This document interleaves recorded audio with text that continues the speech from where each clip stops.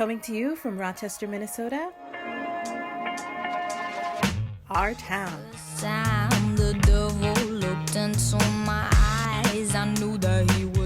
we can all agree that this year has been unlike any other in recent memory. Next week, millions of Americans head to the polls for primary elections, and things will be noticeably different.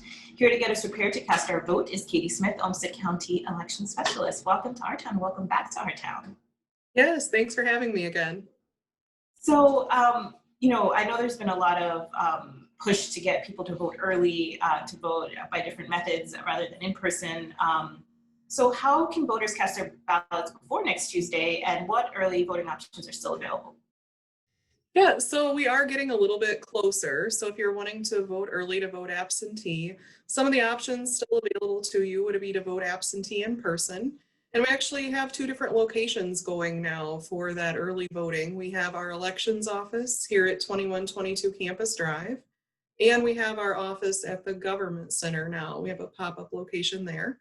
You can vote weekdays from 8 to 5, or we'll have some Saturday hours from 10 to 3. And then voting by mail is still an option, but we do encourage people to get them back as soon as possible because we want their votes to count.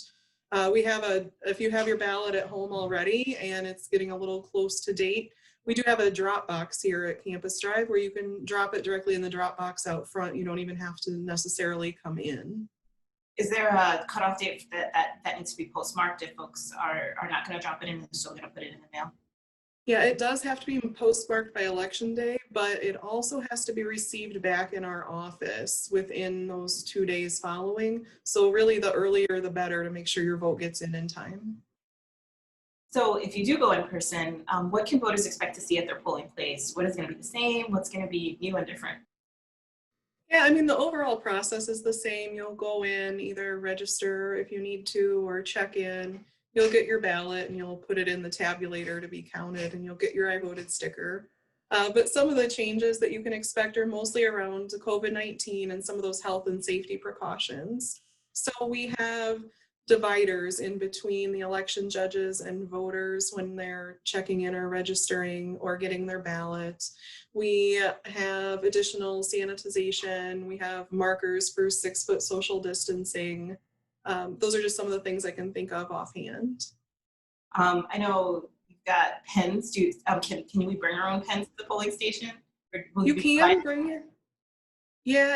bring your own pen, but you need to make sure that it's a normal plain Bic stick pen because we don't want to put any gel ink through the tabulators. So we will have pens there. We have a whole lot extra. I bought a lot of pens this year, and we'll be sanitizing those in between every use as well. So, how is the county preparing for this influx of mail-in ballots, as well as the quirks of all this in-person voting in this new COVID environment?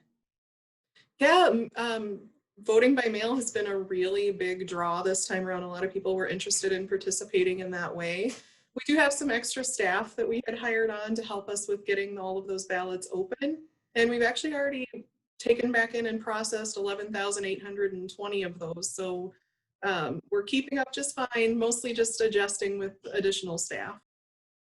And I know there's been so much discussion and debate, across the country about just the efficiency and or the reliability of mail-in. Can you talk a little bit about that?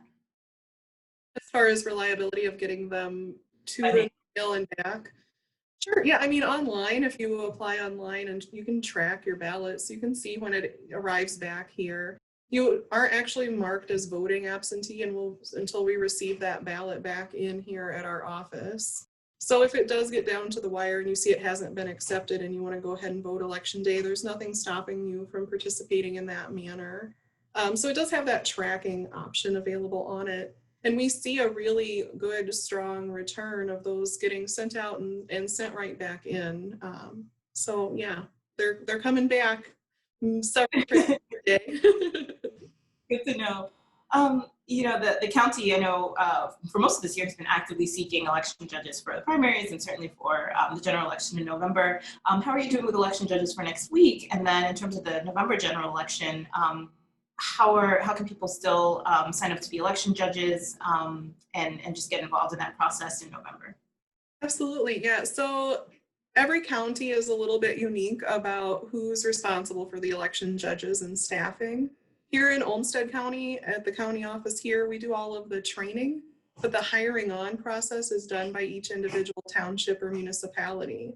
So if you're interested in assisting, you would want to reach out to your city clerk or your local township clerk to volunteer for that.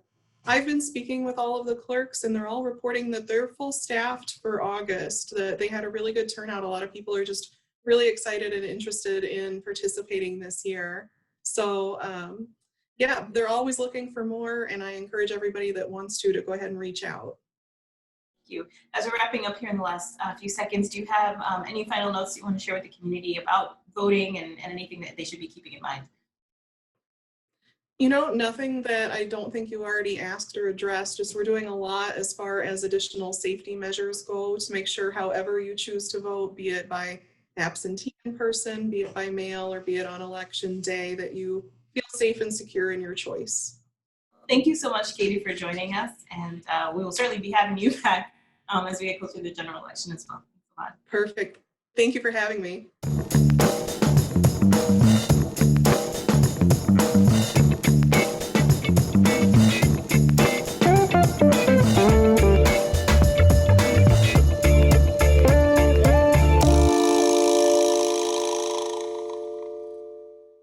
Our Town is brought to you in part by the following amazing people and organizations: the Minnesota Arts and Cultural Heritage Fund, and the citizens of Minnesota. and the members of KSMQ Public Television. Thank you. Be sure to stick around. We have more great stories coming your way next. We take part of the drive-in movie renaissance with Pandemic Pictures at the Olmsted History Center. And we hear what the Rochester Police Department is working on to build community and accountability in the wake of national calls for police reform. But up first, we check out a symphonic showcase in the ballroom in this week's Our Culture segment.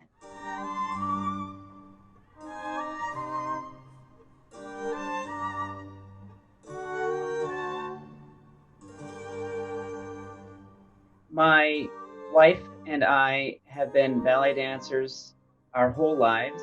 The summer programs, summer intensives would conclude with a performance. So we would end up packing in, parents of 50 children into the studio, and so that wasn't going to work this year, but we had been dreaming about having a performance, showcase the students' work.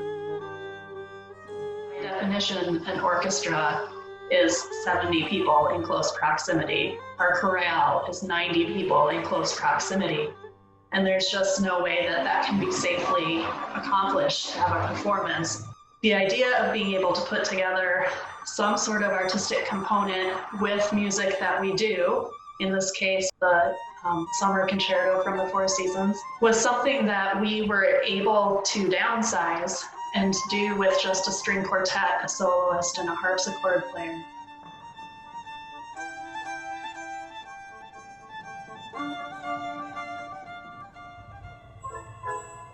We knew that we were going to have our guests book their tables in their bubbles. Everyone has to be masked all the time unless they're sitting at the table and eating, and we're going to be temperature screening everyone. And then we also decided to mask the dancers. With the exception of one piece that was 3 minutes, all the choreography I had scaled down the number of dancers that were in it and had socially distanced as much of the choreography as was feasible. So even down to what was happening on the stage, we were taking everything extremely seriously. We even capped our ticket sales at 200 just to be on the safe side. We ended up at 130, which was great. With 130 guests, I think that put us at around 3%. So we were so totally underutilizing the space, and I could not be more grateful, honestly, to the Mayo Civic Center for going so above and beyond.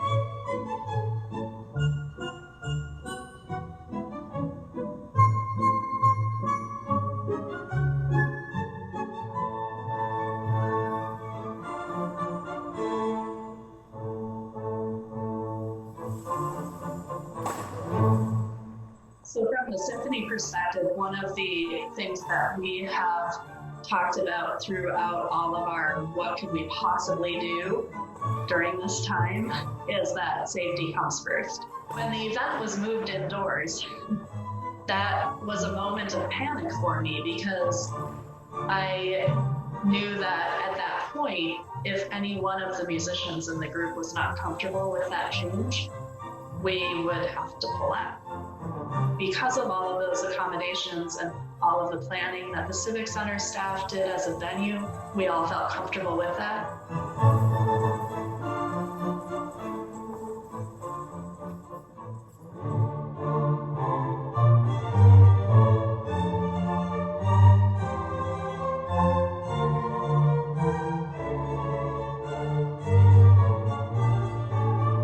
I love our dancers so much, and anywhere and everywhere that we can get a performance together, then we will, including trying to put on something for Nutcracker. It'll look different, sure. Who knows? I'm open to creative solutions, and I'm certain that if there is one, we'll find it and we'll make it happen.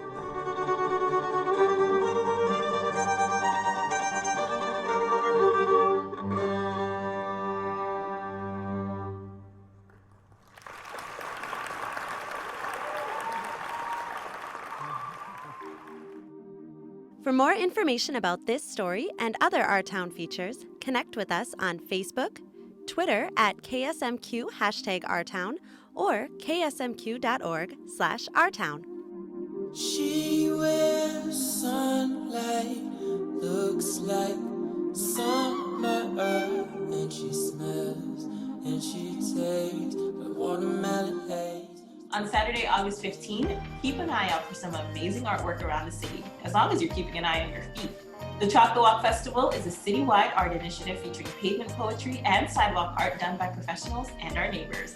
Organized by the City of Rochester, the Southeastern Minnesota Poets, and our neighbors, the goal is to provide opportunities for artists whose livelihoods have been impacted by the COVID-19 pandemic and to create colorful art throughout Rochester. Everyone is invited to decorate their sidewalks on August 15th, and local artists and poets who have been affected by COVID are encouraged to apply for a grant funded by the CARES Act. Applications are due Monday, August 10th, and they can be found at ourneighbors.org/chalkthelwalk. Together, let's be sure to bring colorful art to our community. This last week, the Minnesota State High School League announced that high school football and volleyball season will be moved to a modified schedule in the spring. This decision has been made in accordance to advice from the Minnesota Department of Health and the Department of Education, as well as the MSHSL's own Return to Participation Task Force. Development of that new schedule is in progress, as well as recommendations for safety measures for all sports teams. Other fall sports, including girls tennis, boys and girls cross country, and boys and girls soccer and girls swimming and diving, can begin on August 17th with limitations. The MSHSL does require that the first week of practice focus on implementing effective protocols and routines for pre-participation screenings, effective social distancing, compliance with all health recommendations, and establishment of crowd limits of 25 or less, as well as additional actions that mitigate the spread of the disease and enhance safety of students and their coaches. More information about new requirements and ongoing developments can be found on the MSHSL's website at mshsl.org. And with everyone staying home, we've all found new and exciting ways to spend more time outside. 125 Live and our neighbors are hosting free outdoor workout events in Rochester City parks. Socially distanced workouts are led by 125 Live fitness instructors and Thursday at 6 p.m. Thursday, August 13th, head to Cook Park for Zumba with Kim, and the following Thursday, August 20th, visit Cascade Lake Park to practice yoga with Max. For more information, call 125 Live at 507-287-1404 or check out their Facebook page to learn more.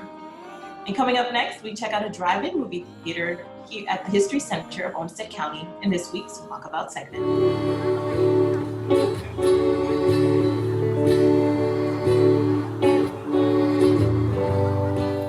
This is Danielle Teal with Our Town Walkabout. I'm excited to chat with Dan Van Hook about an event that he's put together that you can come to every Friday called Pandemic Pictures.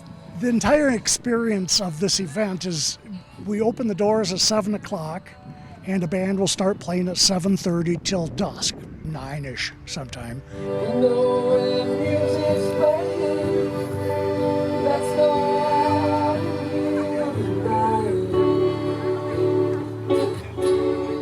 During that time, people can pick out wherever they want to park as long as they remain 6 feet apart from each other parking and 6 feet away, social distancing, and just being respectful.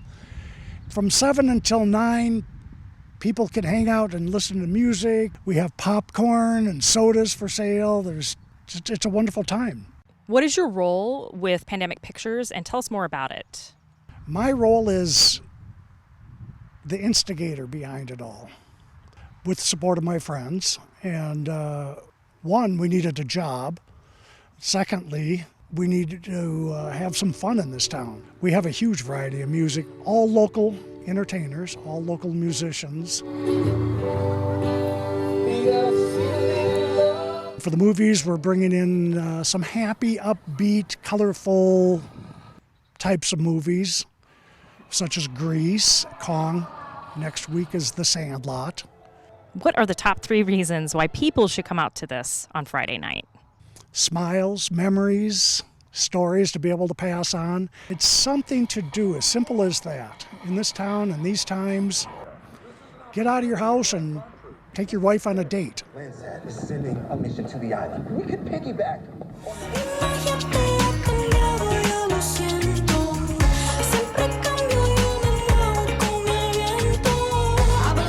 Last month, Minnesota Governor Tim Walz signed the Police Accountability Bill as part of efforts to address police reform in the wake of the killing of George Floyd.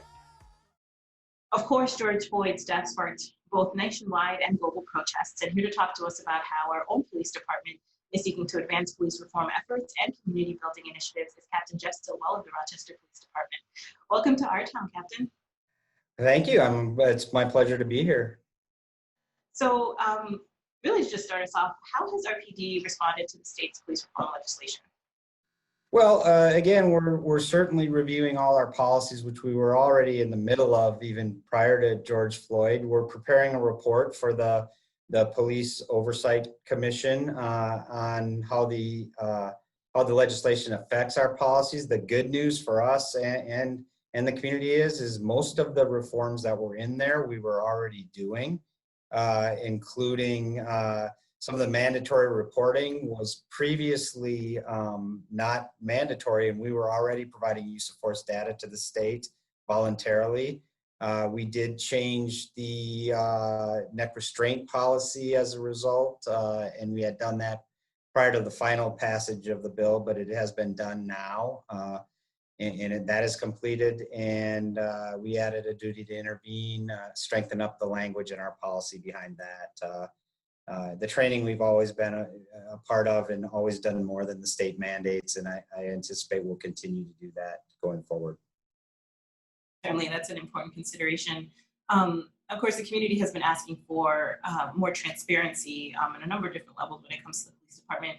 Can you tell us a little bit more specifically about the dashboard that was created and how community members can access it, use it here in Rochester?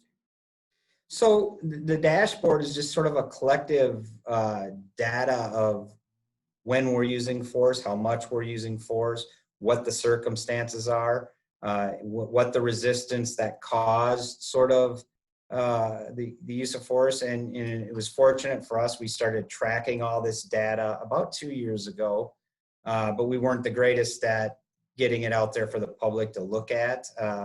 And so if you go to the dashboard now, the things that stick out, that will stick out at you, stick out for the viewer is sort of how many incidents we handle each year and how few of those actually we have resistance and response to resistance.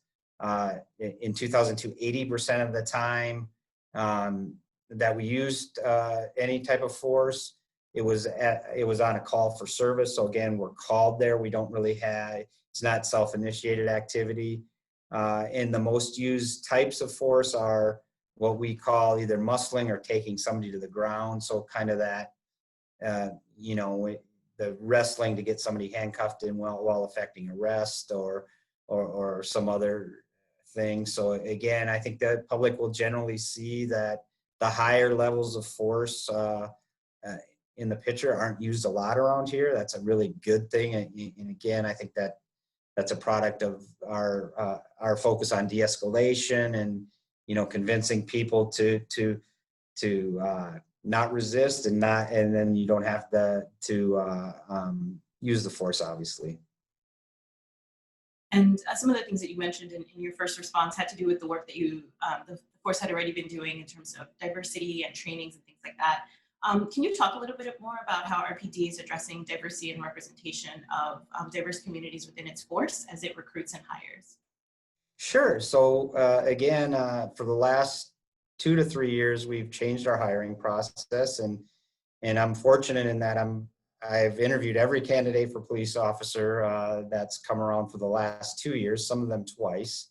And we really changed our focus from trying to hire sort of a off the shelf, ready to throw into police work because of prior experience, to really looking at the character and life experience and lived experience of candidates and how they can make us a better police force, both in our relationship with the community and our ability to tackle some of these complex issues.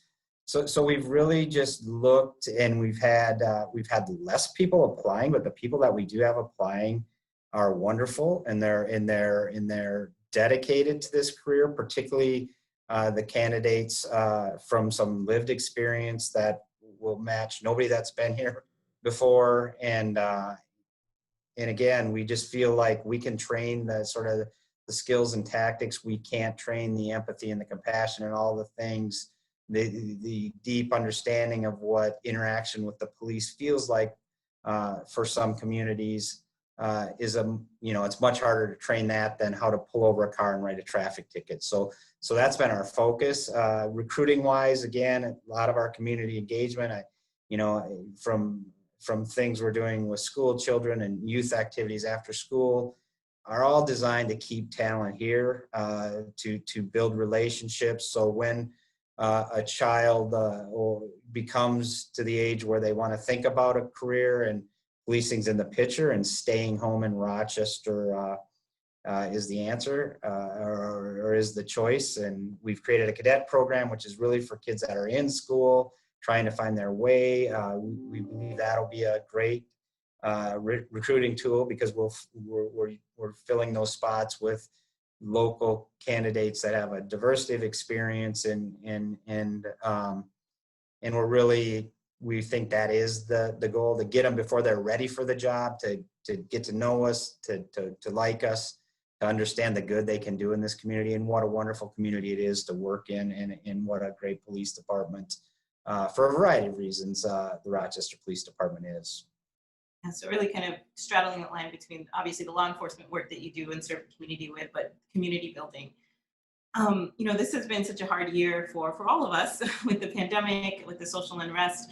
And as a police officer serving the community, how has this, this laser focus on law enforcement impacted you personally? And what changes for the good are you looking forward to seeing as the force kind of works through how to address all of these concerns?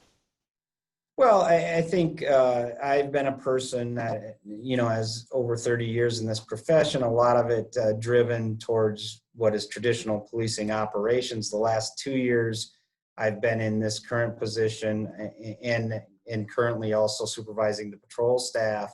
And I think the hardest thing for me is always sending people out into danger. I was always a person that would rather go face danger or situations. And what COVID has done to that is I can train somebody to handle, whatever it might be, an armed gunman robbing a bank. We really didn't have any training protocols or really a firm grip on how to keep our staff safe. So it's not lost on me that while I'm sitting in this office making decisions about staffing and who's working when, that they're actually out there not knowing if the next contact's going to cause them to get COVID. Obviously, we have staff from a variety of family situations where there's always that concern. So that's been tough. Trying to walk the fine line. Again, the crisis is definitely compounded by the George Floyd murder, and we're really trying to be helpful in the community, trying to walk the fine line between giving people their space, and understanding tensions can be high at times, both because of COVID and because of the racial implications of that incident.